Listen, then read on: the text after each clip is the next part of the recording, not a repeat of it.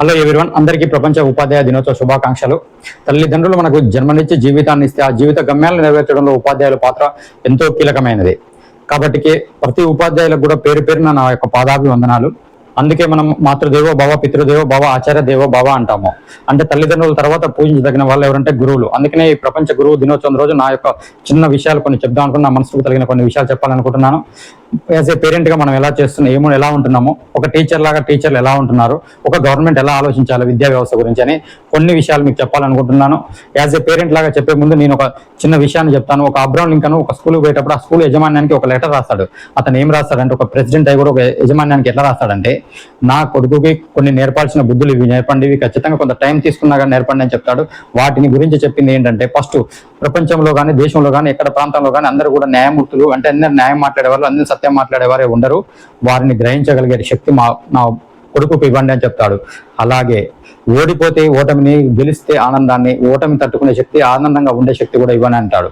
100 రూపాయలు ఉచితంగా వస్తే 100 రూపాయలు కూడా వద్దు, కష్టపడితే 1 రూపాయి చాలు అనే దాని గురించి ఇస్తాడు.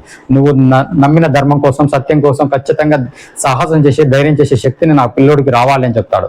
ఇలాంటి మనం ఎంతమంది పేరెంట్లు ఎలా చెప్తున్నామో ఒక్కసారి ఆలోచించండి. మన పిల్లలకి అది చెప్తున్నామా? యాజ్ ఏ పేరెంట్ గా మనం ఆలోచన విధానం ఎట్లా ఉంటుందంటే, లక్షలు ఖర్చు పెడుతూ, బండెడు పుస్తకాలు ఇస్తూ, బట్టీలు పట్టిస్తూ చదివిపిస్తున్నారే తప్ప ఇటు మనం అలానే ఆలోచిస్తున్నాము, కాలేజ్ యజమాన్యాలు అలానే ఆలోచిస్తున్నారు, స్కూల్ యజమాన్యాలు అలానే ఆలోచిస్తున్నారు. నేను చెప్పడం కాదండి, మన పిల్లలకు ఎప్పుడైనా మీటింగ్ వెళ్ళినప్పుడు ఖచ్చితంగా మన పిల్లోడి ప్రవర్తన ఎలా ఉంటుంది, పిక్కవారితో బిహేవియర్ ఎలా ఉంటుంది, వాడు మంచిగా ప్రవర్తనతో ఉంటున్నాడా ఉండట్లేడా అని తెలుసుకుంటున్నామా? అలా తెలుసుకో. మన వాడికి ర్యాంక్ ఎందుకు రాలేదని అడుగుతున్నాము. కానీ ఇది కాదు కావాల్సింది. నేను చెప్పడం కాదు, సీఎం రేవంత్ రెడ్డి గారు అన్నారు ఒక మాట. ఎందుకంటే పిల్లలు స్టూడెంట్సే గంజాయిలో లీనమైపోతున్నారు, స్కూళ్ళు కాలేజీల చుట్టుపక్కల గంజాయిలు అమ్ముతున్నారు అని చెప్తున్నారు. పిల్లలందరూ కూడా ఆగమైపోతున్నారు. ఈ సమాజం నిర్మాణంలో వీళ్ళు కీలక భూమిక పోషించే వాళ్ళే ఇప్పుడే ఇలా అయితే నీరసమైపోతే, నిస్సారమైపోతే ఎలా అని చాలా బాధతో నిస్సహాయంగా చెప్తూ ఉన్నప్పుడు మన పరిస్థితి ఎలా ఉందో, మన తెలంగాణ పరిస్థితి కానీ ఆంధ్ర పరిస్థితి కానీ ఎలా ఉందో చూసుకోండి. ఇప్పుడు నేను చూసే కేసులలో కూడా, ఇలాంటి కేసులలో అందరూ చదువుకున్న పిల్లలు, బీటెక్ పిల్లలు, ఎంటెక్ పిల్లలు వస్తున్నారు. అంటే మన ప్రవర్తన, అంటే మన పిల్లల మీద మన ప్రభావం ఎంత ఉంది చూడండి. ఇలాంటి ప్రభావం ఎందుకు పెరిగింది? అదే చిన్నప్పుడే మనం పిల్లల్లో మనం నాటాల్సిన విషయాలు ఏంటి? ఇందాక అబ్రహం లింకన్ చెప్పిన విషయాలు నాటాలి. అలా నాటితే ఇలా కారు. కాబట్టి యాజ్ ఏ పేరెంట్ లాగా నేను కూడా చెప్తున్నాను. ఎందుకంటే నేను నా స్కూల్ పిల్లలు ఎక్కడో ప్రైవేట్ స్కూళ్ళల్లో లక్షలు పెట్టి నేను చదివించలేను, గవర్నమెంట్ స్కూల్నే చదివిస్తున్నాను. అదే గవర్నమెంట్ స్కూల్లో ఖచ్చితంగా నేను పేరెంట్ మీటింగ్కి వెళ్తాను. ప్రతి 3వ శనివారం పేరెంట్ మీటింగ్ ఉంటుంది. ఆ మీటింగ్లో నేను ఖచ్చితంగా ఇవే అడుగుతాను. నా పిల్లోడు ఏమన్నా బ్యాడ్ వర్డ్స్ వాడుతుందా, నా పిల్లోడు ఎలా చదువుతున్నాడని ఎన్నుడు కూడా అడగను. వాడు ఎలా చదివినా ఏం కాదు, కానీ వాడు మాత్రం క్రమశిక్షణగా ఉండాలనే నేను చెప్తాను. అలానే క్రమశిక్షణ పెంచాలనే నేను కోరుకుంటున్నాను. పెద్దయినాక కూడా అలానే ఉండాలనే కోరుకుంటాము. ఎందుకంటే ఇప్పుడు మొక్కై మొంగది మాగనే వంగదు. ఇప్పుడు మన వాళ్ళు పిల్లలకు స్టైల్ కటింగ్లు నేర్పుతున్నారు. ఏ సినిమా వస్తే ఆ సినిమాలో ఏ కటింగ్ ఉంటే ఆ కటింగే చెప్తున్నారు. సినిమాలో ఉన్న హీరోనే రోల్ మోడల్ తీసుకుంటున్నారు. కావాల్సిన రోల్ మోడల్ ఒక తల్లి, తండ్రి, ఒక టీచర్ కావాలి రోల్ మోడల్. అప్పుడే సమాజ నిర్మాణం అనేది అభివృద్ధి చెందుతుంది. కాబట్టి ఇప్పటికైనా మేలుకోండి పేరెంట్స్. టీచర్స్ కు నా యొక్క సందేశం ఏంటంటే, ప్రతి ఒక్క టీచర్ కూడా నేను కోరుకునేది ఏంటంటే, మీరు టీచర్గా నవ భారత నిర్మాణం ఎక్కడో నిలబడుతుంది మీ చేతుల మీదని, 4 గోడల మధ్యని. అది పాఠశాల నిలబడుతుంది. ఆ పాఠశాల ఉపాధ్యాయులైన మీరే భావి భారత పౌరులను తీర్చిదిద్దే బాధ్యత మీదే.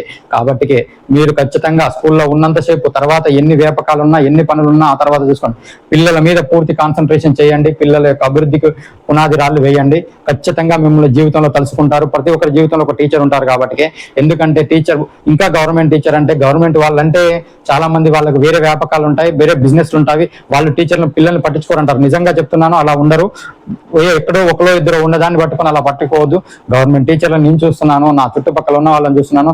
ఇప్పుడున్న సరౌండింగ్ అందరూ కూడా చాలా నీట్ గా బ్రహ్మాండంగా చెప్తున్నారు. బట్ ఇంకా ఎఫెక్టివ్ చెప్పడానికి ఆస్కారం ఉంది. ఖచ్చితంగా చెప్పడానికి ప్రయత్నం చేయండి. యాజర్గా గవర్నమెంట్ని కోరుకునే ఒక విన్నపం ఏంటంటే, ఎప్పుడు కూడా వేకెన్సీ లేకుండా చూసుకోవాలి. గవర్నమెంట్ స్కూళ్ళల్లో ఎప్పుడు వేకెన్సీ ఉన్నా ఖచ్చితంగా ఇమీడియట్గా నోటిఫికేషన్ వేసి ఆ వేకెన్సీని ఫిల్అప్ చేస్తూ ప్రతి స్కూల్లో కూడా సఫిషియెన్సీ టీచర్లు ఉండేటట్టుగా, అలాగే ప్రతి స్కూల్లో కూడా ఖచ్చితమైన మౌలిక వసతులు ఉండాలి. మౌలిక వసతులు లేకపోతే చాలా ఇబ్బంది పడతారు. కాబట్టి ఆ మౌలిక వసతులు, టీచర్ ఎఫిషియన్సీ ఖచ్చితంగా ఉంటే మన భావి భారత సమాజం అనేది మన గవర్నమెంట్ స్కూల్లో నిర్మితం అవుతుంది. ఆ గవర్నమెంట్ స్కూల్లో ఖచ్చితంగా పునర్నిర్మాణాలు చేస్తారని నేను ఆశిస్తున్నాను. ప్రతి గవర్నమెంట్ కూడా ఇలా ఆలోచించాలని కూడా కోరుకుంటున్నాను. ఈ వీడియో కనుక ఖచ్చితంగా వర్తబుల్ అనిపిస్తే ఖచ్చితంగా ఇంకొక నలుగురు షేర్ చేయండి. ఇప్పటి వరకు కూడా ఎవరైనా సబ్స్క్రైబ్ చేసుకోతే ఖచ్చితంగా సబ్స్క్రైబ్ చేసుకోండి. ఇంకా గవర్నమెంట్ టీచర్లకు నా యొక్క చిన్న విన్నపం ఏంటంటే, నా యూట్యూబ్ ఛానల్లో ఖచ్చితంగా ఇంగ్లీష్ అండ్ మ్యాథ్స్ ఉంటుంది. ఇంగ్లీష్ అనేది ప్రతి చిన్న పిల్లోడికి కూడా అర్థమయ్యేటట్టుగా నీట్గా ఉన్నది. అలాగే మ్యాథ్స్ అనేది కూడా 4th క్లాస్ నుంచి కాంపిటేటివ్ ఎగ్జామ్ వరకు ఖచ్చితంగా తీసుకెళ్లాను. ఖచ్చితంగా పిల్లలకు యూజ్ అవుతుంది అనుకుంటున్నాను. మీకు అనిపిస్తే ఖచ్చితంగా మీ స్కూల్లో ఉన్న పిల్లలకు కూడా ఈ యూట్యూబ్ ఛానల్ గురించి తెలియజేయండి. Thank you. జై హింద్, జై భారత్.